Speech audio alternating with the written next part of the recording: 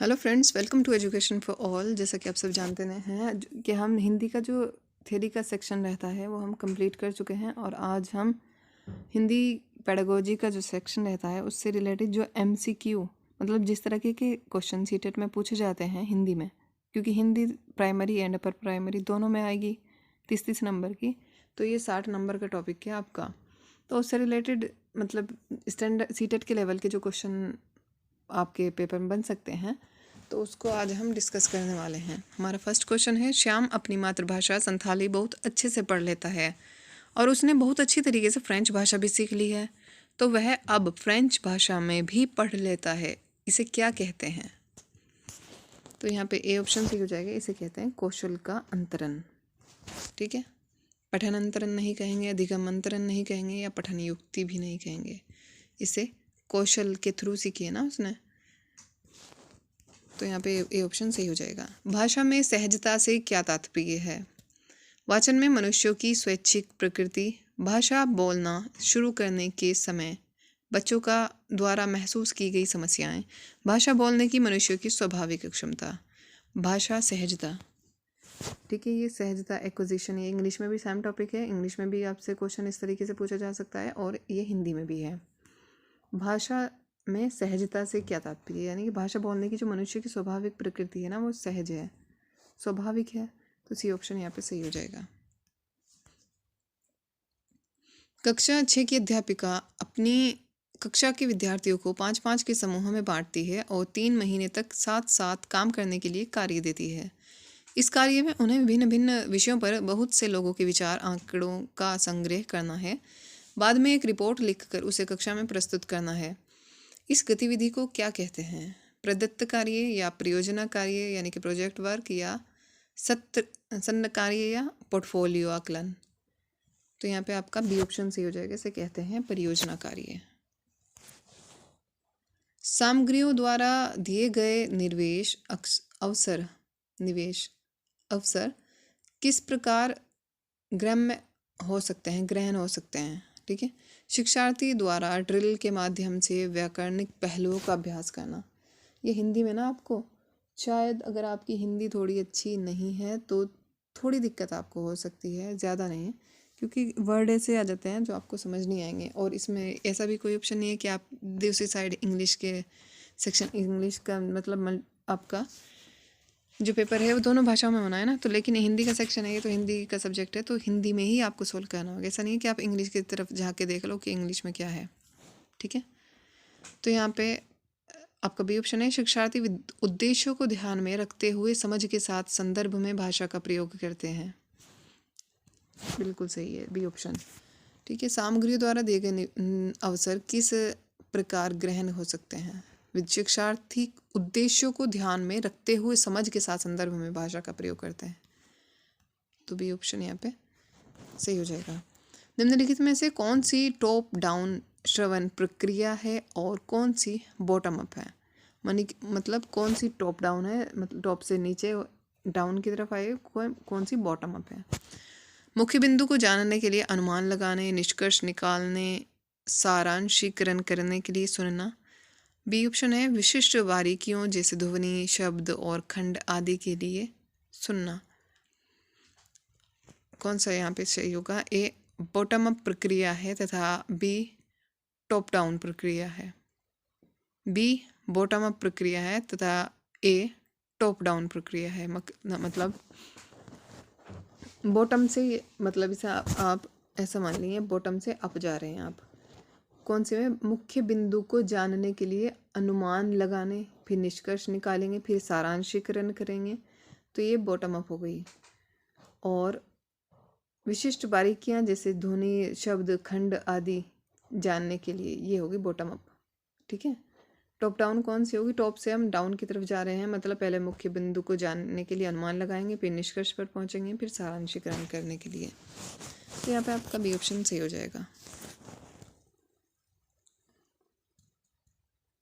अश्व ने किसी पाठ्य सामग्री में से और दूसरों द्वारा बोली गई किसी भी बात में से कुछ शब्दों की पहचान कर लेता है, परंतु इन शब्दों का प्रयोग स्वयं नहीं कर पाता, तो इन शब्दों को किस श्रेणी में रखेंगे? सक्रिय शब्द संपदा, मतलब ऐसे ऐसे वर्ड मिलेंगे ना आपको, आप बस समझ लेना।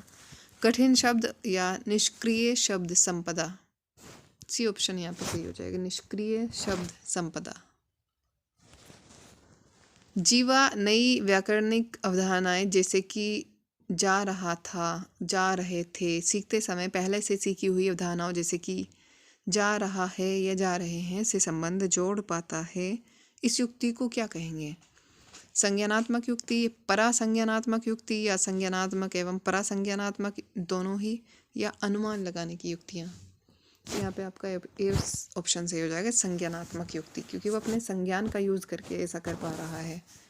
ठीक है, नीचे दी गई गतिविधि पर ध्यान दें। शिक्षार्थियों को समाचार पत्र से मौसम की रिपोर्ट पढ़ने के लिए कहा गया और शहरों के मौसम को एक सप्ताह या उस दिन विशेष के मौसम का विश्लेषण करने के लिए कहा गया।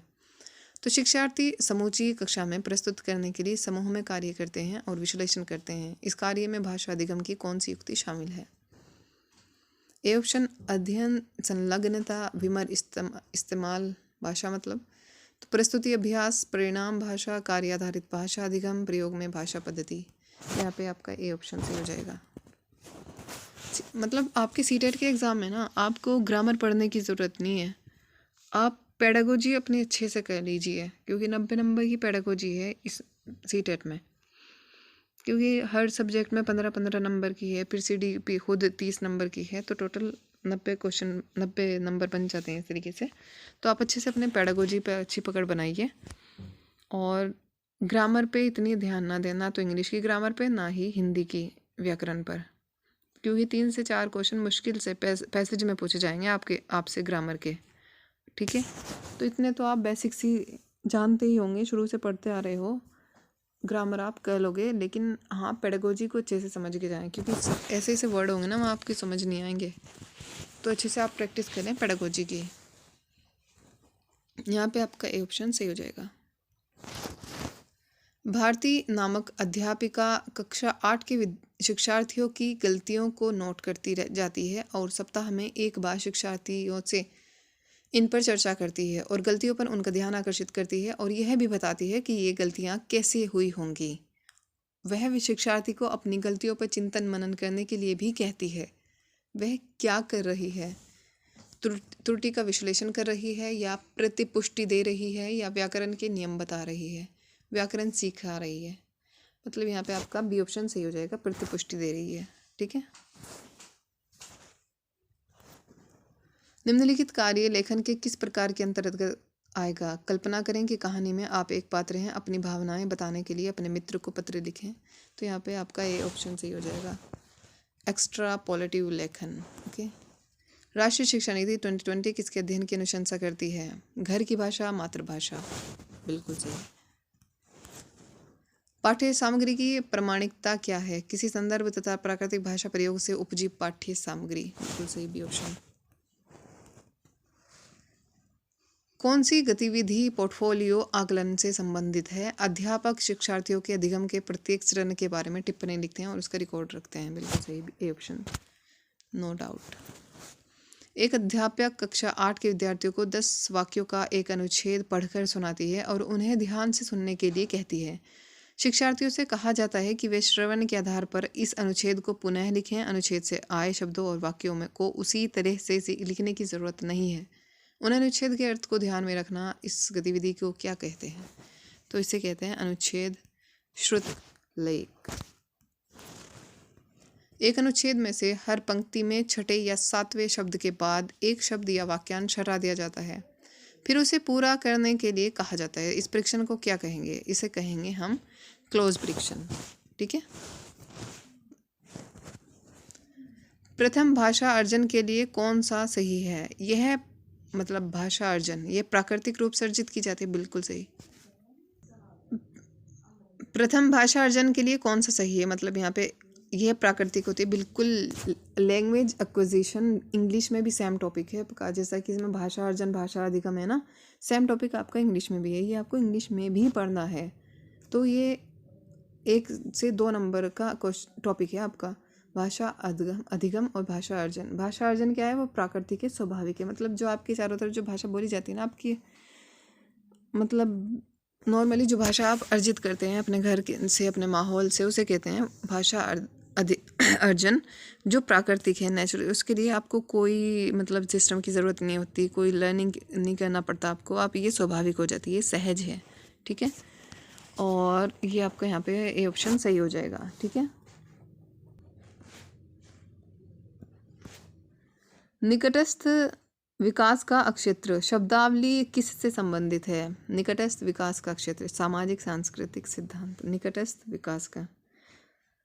हाँ, इसकी ये वाइगोस्की की थ्योरी है ना, सामाजिक सांस्कृतिक सिद्धांत वाइगोस्की। ठीक है,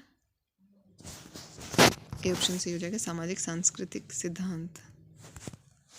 निपुण भारत अभियान का उद्देश्य है कि बच्चे पठन तथा लेखन में निपुणता अवश्य प्राप्त कर लें। जब बच्चे विद्यालय में प्रवेश करें, कक्षा 3 में पहुंच जाएं, कक्षा 6 में प्रवेश करें, कक्षा 3 में पहुंच जाएं।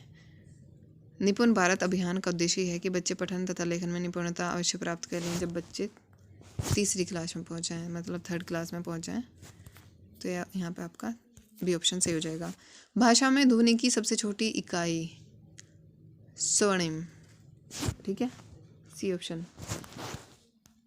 फोनीम।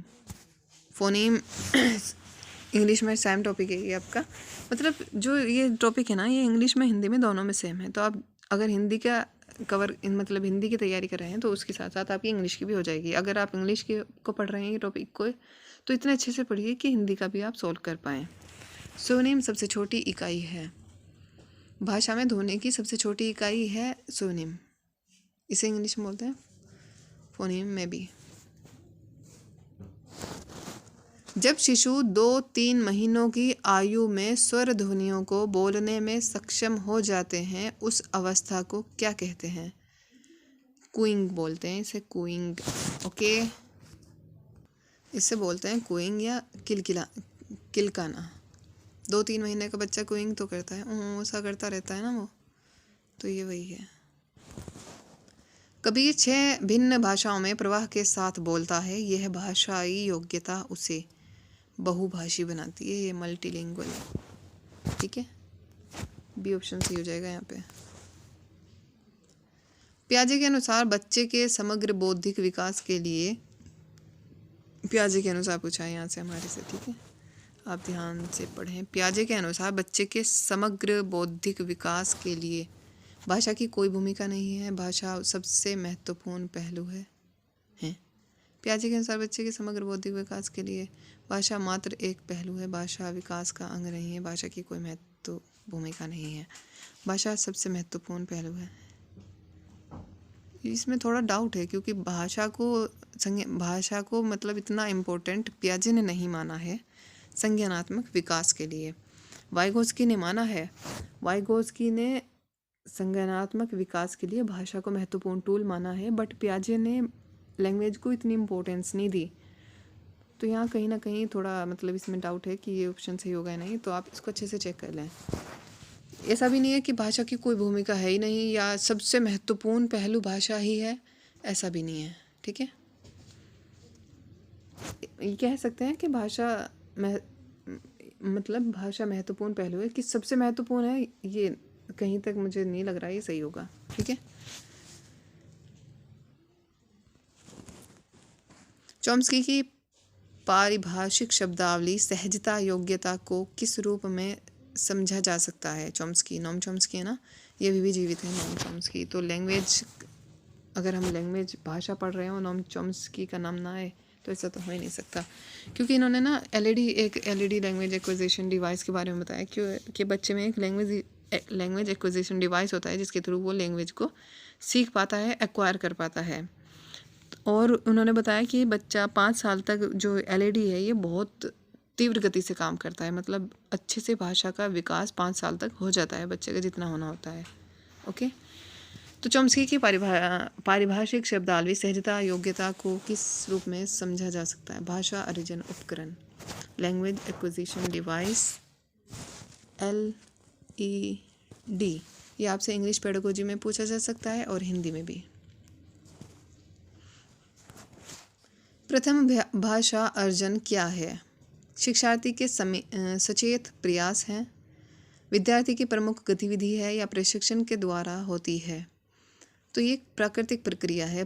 भाषा अर्जन एक प्राकृतिक है, मतलब भाषा को आप अर्जित प्राकृतिक रूप से करते हो, यानी कि आप कुछ लर्न करते हो या स्कूल जाते हो या कोई मतलब आपको सिखाता है पेन पेंसिल के थ्रू।